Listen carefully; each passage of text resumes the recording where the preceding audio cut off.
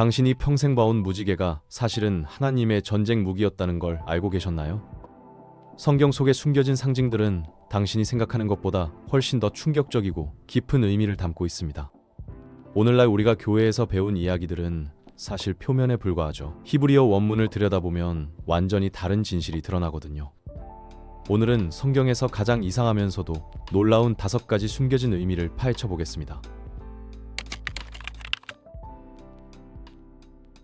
먼저 노아의 방주 이야기부터 시작해 볼까요? 홍수가 끝나고 방주가 땅에 닿았을 때 노아는 깨끗한 동물들을 잡아 하나님께 제사를 드렸습니다. 그러자 하나님은 노아와 모든 피조물에게 언약을 맺으셨죠. 내가 너희와 언약을 세우리니 다시는 모든 생명체가 홍수로 멸망하지 않으리라.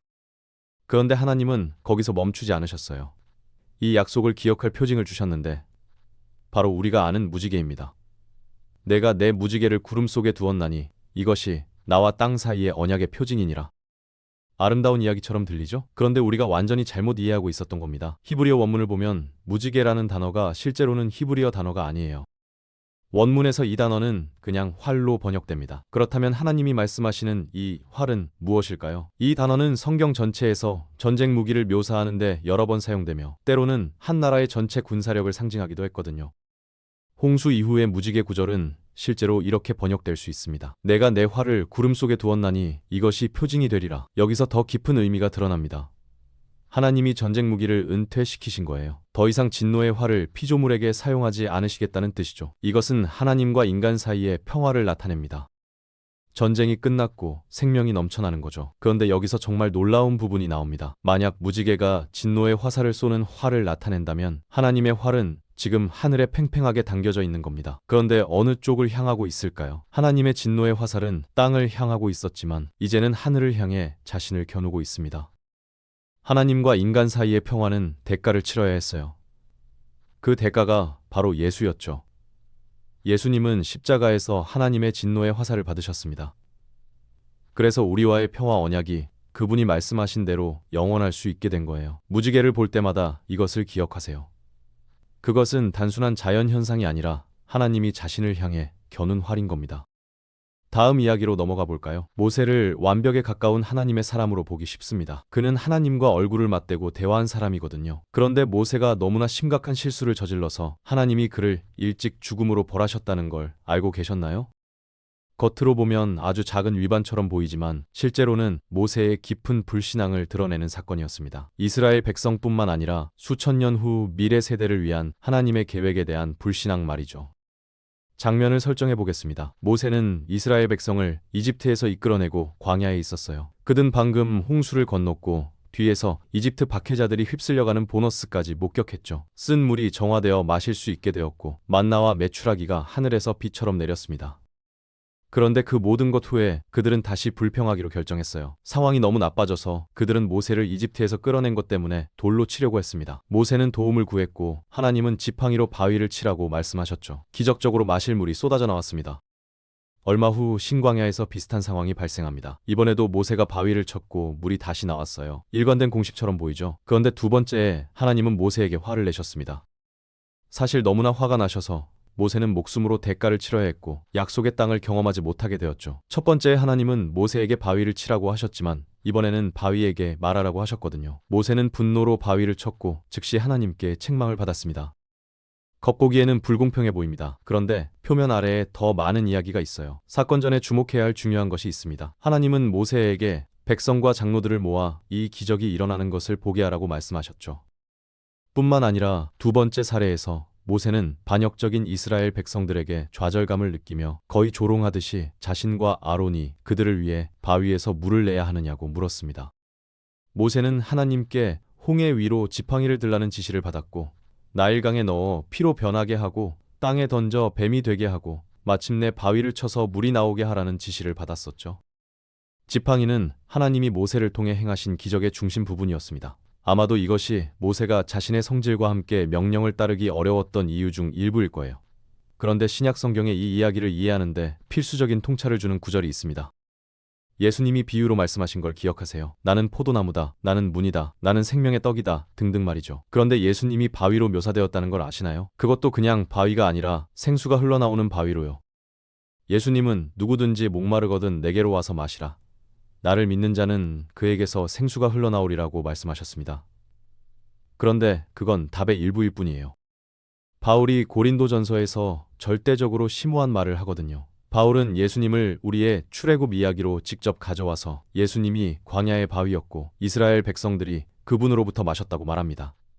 이제 듣는 모든 사람의 삶을 변화시킬 마지막 정보를 설명해 드리겠습니다. 그러니 주의 깊게 들으시길 바랍니다. 예수님은 종종 비유와 상징적 언어로 말씀하셨는데 어떤 사람들에게는 다소 짜증날 수 있지만 이것은 하나님이 가지신 속성입니다. 예수님은 아버지가 주신 말씀만 하신다고 말씀하셨거든요. 이것을 염두에 두고 신명기의 모세와 바위 이야기를 생각해 보세요. 하나님은 모세에게 바위를 한번 치라고 말씀하십니다. 그 바위가 바로 예수님이에요. 이것은 우리의 죄를 위해 예수님을 치시고 그분을 단번에 희생시켜 예수님이 약속하신 생수를 우리에게 제공하시려는 하나님의 계획의 상징입니다. 예수님이 창으로 찔렸을 때 물이 흘러나온 걸 기억하세요? 그건 우연이 아니라고 생각합니다. 그리고 예수님이 단 한 번만 희생되어야 했다는 것도 우연이 아니죠. 하나님은 모세를 통해 예수님이 단번에 모든 것을 위해 희생될 것임을 전달하고 계셨던 겁니다. 그렇다면 왜 모세는 두 번째로 바위를 친 것 때문에 곤경에 처했을까요? 두 번째 바위와 물의 발생은 하나님과의 우리의 새로운 관계를 상징하는 것 같습니다. 예수님이 우리를 위해 십자가에서 죽으신 이후로 우리는 이제 단순히 그분께 말함으로써 하나님의 생수에 접근할 수 있게 되었어요. 바위는 이미 쳐졌습니다. 물은 이미 쏟아져 나왔죠. 그 같은 물은 우리가 하나님 앞에 겸손히 나아가 그분과의 관계에 들어가고자 한다면 언제든지 우리가 취할 수 있도록 준비되어 있습니다. 대화하고 말하고 그분이 제공하시는 생수로 새로워질 수 있는 관계 말이죠. 다음으로는 이스라엘의 초대 왕으로 기름 부음을 받은 키가 큰 사람의 이야기입니다. 바로 사울 왕이죠. 그런데 사울이 왕이 되는 것보다 더 희귀하고 더 가치 있다고 주장할 수 있는 칭호를 받았다는 걸 들으면 놀랄 수도 있어요. 역사상 소수만이 가져본 칭호 말이죠. 사울과 다윗은 좋은 관계로 시작했고 다윗이 골리앗을 처리했을 때 더 좋아졌습니다. 그런데 다윗이 떠오르기 시작하자 질투가 사울을 사로잡았고 그는 다윗을 멸시하기 시작했죠. 다윗을 죽이려고 시도한 후 다윗은 도망쳤고 침대에 염소 털을 가진 우상을 더미로 남겨두었습니다. 굴욕감을 느끼고 분노한 사울은 조사했고 다윗이 나요스로 도망갔다는 것을 알게 되었어요. 그래서 그곳으로 병사들을 보내 다윗을 체포하려고 했죠. 알고 보니 다윗은 사무엘을 만나러 도망쳤습니다. 그리고 병사들이 다윗을 체포하러 도착했을 때 그들은 사무엘과 주님께 예언하는 한 무리를 만났어요. 어떤 이유에서인지 하나님의 영이 그들을 사로잡았고 그들도 선지자들과 함께 주님께 예언하는데 합류했습니다. 좌절한 사울은 병사들을 두 차례 더 보냈는데 둘 다 같은 운명을 맞았죠. 그들은 예언하기 시작했고 다윗을 체포하는데 실패했습니다. 사울은 충분히 참았어요. 그래서 직접 나요스로 떠났습니다. 그런데 놀라운 일이 일어났죠.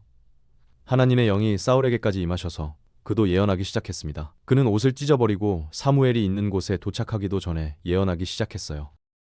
도대체 무슨 일이 벌어지고 있는 걸까요? 선지자들은 예언의 일부로 수행해야 하는 특별한 행동들이 있었거든요. 선지자들이 행한 일들은 더 큰 메시지를 상징하는 것들이었죠. 예를 들어 예레미야는 뱃띠를 가져와 유프라테스 강 근처에 숨겼는데 아름다운 뱃띠가 분해되면서 예루살렘의 교만이 어떻게 될지를 상징했습니다. 에스겔은 예루살렘 지도를 그리고 축소 공성 무기로 포위했어요. 유치한 게임을 즐겨서가 아니라 예루살렘이 어떻게 파괴될지를 상징했기 때문이죠. 호세아는 창녀와 결혼하라는 명령을 받았습니다. 이 결혼은 반역적이고 불충실한 이스라엘과 하나님의 관계를 상징했기 때문이에요. 그리고 이제 우리는 벌거벗고 예언한 사울에게 도달합니다. 다른 모든 선지자들이 그들의 표징에서 중요한 의미를 담았다면 분명 사울의 것도 다르지 않을 거예요. 사무엘상 15장을 함께 보겠습니다. 이 장에서 우리는 사울이 하나님의 명령에 불순종했다는 것을 봅니다. 이 명령은 모든 아말렉 사람들을 멸하라는 것이었어요. 그런데 사울은 선택된 가축 일부를 살려두기로 결정했고 아말렉 왕도 포함시켰죠. 이 불순종 행위 때문에 하나님은 사울에게서 왕권을 빼앗으십니다. 사무엘상 19장에서 우리는 이것이 예언적으로 펼쳐지는 것을 봐요. 사울이 벌거벗고 예언했다고 말한 것을 주목하세요. 벌거벗으려면 그는 왕의 의복을 벗어야 했습니다. 하나님은 사울 자신을 통해 말씀하시면서 사울이 왕권을 박탈당했다고 말씀하고 계셨던 거예요. 그래서 사람들이 사울도 선지자들 중에 있느냐고 묻는 구절의 마지막 줄은 예로 대답됩니다. 불행하게도 그는 자신의 권력 추락을 예언한 거죠. 여러분은 엘리사에 대해 알 거예요. 그가 엘리야가 하늘로 올라가는 것을 본다면 엘리야의 영의 갑절을 구한 방법 말이죠. 하나님은 엘리사를 통해 많은 강력한 기적을 행하셨습니다. 사실 그는 엘리야가 사역하는 동안 행한 것의 2배나 되는 기적을 행했어요. 그런데 한 기적이 두드러집니다. 겉보기에 무작위적이지만 사실은 목적을 위해 세심하게 기록된 것이죠. 여러분은 이제 성경에는 무작위인 것이 없다는 걸 알게 되실 겁니다. 엘리사는 몇 가지 기적을 행하고 게하시라는 종을 얻은 후 수넴 여인의 집에 머물고 있었어요. 그녀가 그에게 베푼 친절과 환대에 보답하기 위한 호의로 말이죠. 그는 내년 이맘때 장남을 낳을 것이라고 약속합니다. 그녀는 나이든 여성이라서 이것을 믿지 않았지만 실제로 내년 그 무렵에 아들을 낳았어요. 소녀는 자랐는데 이것은 일반적으로 좋은 징조죠. 그런데 그는 머리에 극심한 통증을 호소하기 시작했고 이것은 일반적으로 나쁜 징조입니다. 그는 아버지와 들판의 추수꾼들에게 나가서 아픈 머리에 대해 불평했어요. 비극적으로 이후에 그는 어머니의 무릎에서 죽었습니다. 이 모든 것에 당연히 충격을 받은 수넴 여인은 엘리사를 믿음으로 찾아가 도움을 구했죠. 사실 그녀는 처음에 엘리사의 종에게 모든 것이 괜찮다고 말한 후 엘리사의 발 앞에 몸을 던지며 그의 개입을 간청했죠. 엘리사는 종 게하시를 앞서 보내 소년을 치유하게 하지만 치유할 수 없었어요. 그는 돌아와 엘리사에게 소년이 여전히 죽어 있다고 말했어요. 엘리사는 소년 위에 누웠어요. 그는 자신의 입을 소년의 입에, 눈을 소년의 눈에, 손을 소년의 손에 두었습니다. 그리고 일종의 의식이 그를 죽음에서 살릴 수 있었어요. 그런데 여기서 엘리사의 행동은 단순한 인공호흡 이상의 무언가를 나타냅니다. 기독교인의 삶은 성경에서 종종 죽음에서 생명으로의 전환으로 묘사되거든요. 이 이상한 부활의 세 가지 요소는 실제로 기독교 구원에 대해 우리에게 가르치는 몇 가지 심오한 사항을 나타냅니다. 첫째로 엘리사가 소년과 입과 입을 맞대고 누웠다고 들었어요. 이것을 이해하려면 그리스어 단어 푸뉴마를 이해해야 합니다. 푸뉴마는 영을 뜻하는 단어이자 동시에 숨을 뜻하는 단어죠.